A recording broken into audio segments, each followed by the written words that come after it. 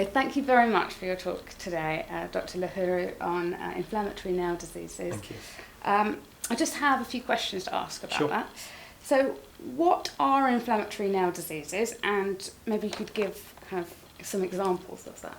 So inflammatory nail diseases we classify as those conditions that affect the nail or the skin around the nail that aren't to do with concerning features such as anything cancerous or infective.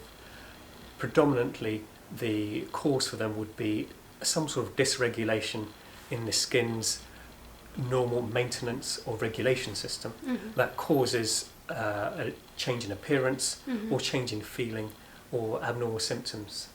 And the classic examples would be psoriasis, eczema, or a condition called lichen planus. But you could also include diseases that affect other body parts that affect the nail at the same time. And those are connective tissue diseases, such as where you'd see a rheumatologist for lupus, for example. Okay, that's very interesting. And why do you think diagnosis, so finding out which condition it is the person has, is important? There's multiple reasons. Firstly, for the trouble that causes the patients and the symptoms they undergo. There are other aspects to cosmesis and how people feel about particularly interacting with other people and feeling particularly self-conscious, like shaking hands, for example, is a common factor in finding a diagnosis and seeing if we can treat it. There is a functional problem as well where nail diseases cause issues, particularly with day-to-day fine tasks in doing, such as doing up buttons or putting your hands in your pockets, which cause a lot of trauma and pain for people. Okay. And how can inflammatory nail diseases be managed? What are the treatments or coping systems? The different aspects we have in our armoury to treat would be issues of firstly finding out what it is. If it is a benign condition, we're able to reassure patients that over time certain conditions can fix themselves. And in that time there are various protective measures, such as physical bandages people can use, topical creams they can use under the bandage that helps the condition. At certain aspects, when it's more involved in other multiple fingers, for example, you may need to consider tablets, and we can talk about it individually with the patient depending on what they have. Okay.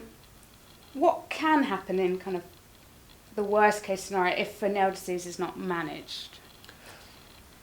Most people find that either you have consequences related to misdiagnosis, so you would think that you've been considering it as one condition, or you've self-labelled it as one condition, and it turns out to be something else which could have been easily managed, or very rarely, if it could be a more dangerous condition, you may have had an easier treatment earlier if you sought appropriate help.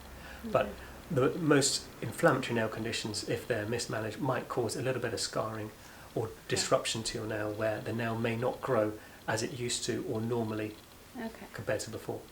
So just one final question.